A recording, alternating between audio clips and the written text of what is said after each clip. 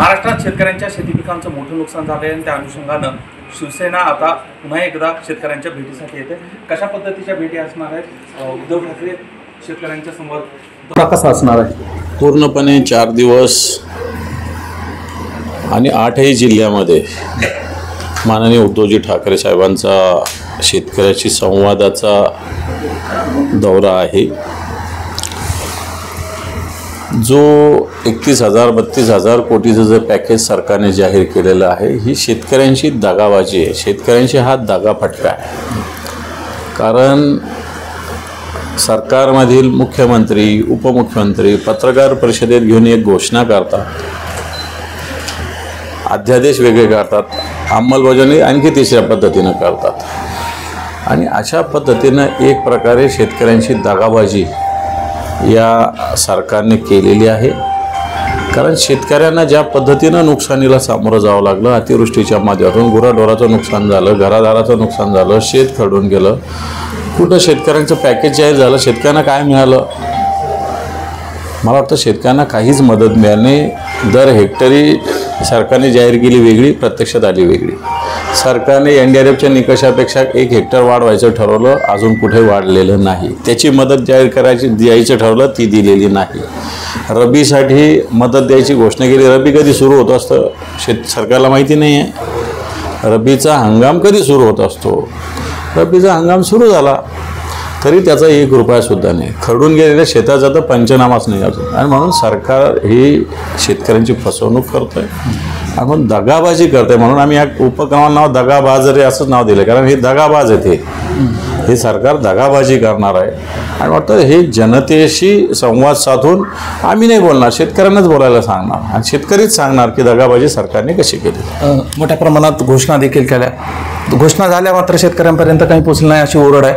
तुम्हाला काय वाटतं की कशा पद्धतीनं मदत जाहीर करायला पाहिजे होती, ती शेतकऱ्यापर्यंत का पोचली नाही? हे पण आम्ही तर मागणी तर केली होती 50,000 रुपये हेक्टरी द्या, पण सरकारने जी जाहीर केली ती तर द्या.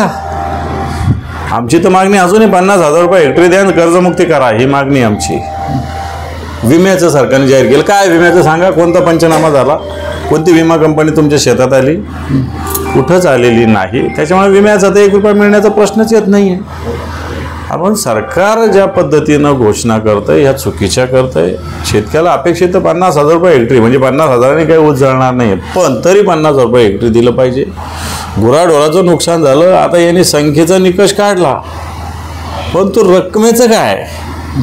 आता मला सांगा, 35-36 कोणती म्हैस येते? 100 रुपयात कोंबडी कोणती येते? म्हणून हे सगळे निकष बदला, अशा प्रकारची मागणी आमची होती. 2,500 रुपयात कोणतं घर होतं? एक पत्रसुद्धा येत नाही 2,500 रुपयामध्ये. म्हणून सरकारची ही मदत खरं तर ही वांजोटीच आहे. एक तर मदत मिळालेलीच नाही, घोषणा तर झाली, प्रत्यक्षात शेतकऱ्याच्या पत्रात काहीही पडलेलं नाही. त्यामुळे मोठ्या प्रमाणात मदतीची गरज आहे. सरकार हे करत नाही. सरकार फक्त घोषणाबाजी करतं आणि शेतकऱ्याची दगाबाजी करतं. कर्जमाफीवरून मोठ्या प्रमाणात आंदोलनं पाहायला मिळाली. या आंदोलनाला यश आलं का? अनेक सोशल मीडियावरती याच्या विरोधात आता शेतकरी आणि काही लोक बोलताना दिसत आहेत. मला सांगा, उद्धवजी ठाकरे साहेब मुख्यमंत्री झाले होते, जाहीर झाल्या त्याने 2 लाखाची कर्जमाफी दिली. कोणता अभ्यास केला होता? अभ्यास करायचा म्हणजे रोज पुस्तकं घेऊन बसायचे आणि रोज कोणता अभ्यास करायचा आहे? अरे राज्य सरकार कशाला म्हणतात? सरकारकडे अभ्यास नाही. 6-6 महिने लागतात सरकारला अभ्यास करायला. 6 घंटे पुरेसे सरकारच्या अभ्यासाला. मला असं वाटतं एवढे हुशार लोक या महाराष्ट्रात आहेत आणि हे सांगतात 6 महिने अजून अभ्यास करायला द्या आणि मग आम्ही शेतकऱ्याची कर्जमाफी करू. सगळ्या शेतकरी नेत्यांची फसवणूक झाली. तुम्हाला काय वाटतं, झाली? शेतकरी नेत्यांची फसवणूक नाही, ही दगाबाजीच आहे. फसवणूक नाही शब्द हा आता कमी पडेल. याच्या पुढचा शब्द दगाबाजी. घोषणा एक करणं, प्रत्यक्षात अंमलबजावणी करणं नाही. सांगायचं एक, करायचं, याला दगाबाजी म्हणतात. फसवणूक दिल्यावर 100 द्यायची, सांगायचे 50 द्यायचे तर दगाबाजी होती. याच्यात द्यायचं काहीच नाही आहे, फक्त दगाबाजी करायची.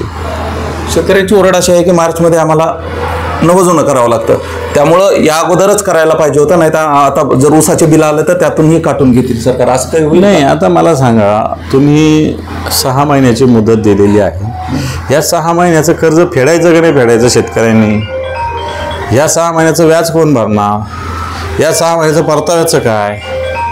मग बँकासुद्धा याच्यामध्ये बँकाची सुद्धा कर्जवाढ होणार, हे काय, याचं काय, या सगळ्या गोष्टीचे उत्तर कोण देणार आहे?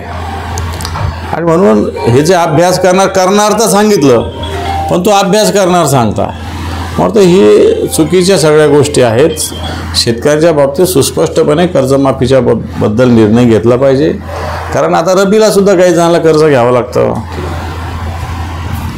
हे दगाबाज सरकार आहे, त्याच्यामुळं आपण पुन्हा एकदा रस्त्यावर उतरणार असल्याचं सांगतायत आणि शेतकऱ्यांसोबत संवाद यात्रा होणार आहे. यामध्ये उद्धव ठाकरे काय शेतकऱ्यांशी संवाद साधणार याकडे सर्वांचं लक्ष असणार आहे.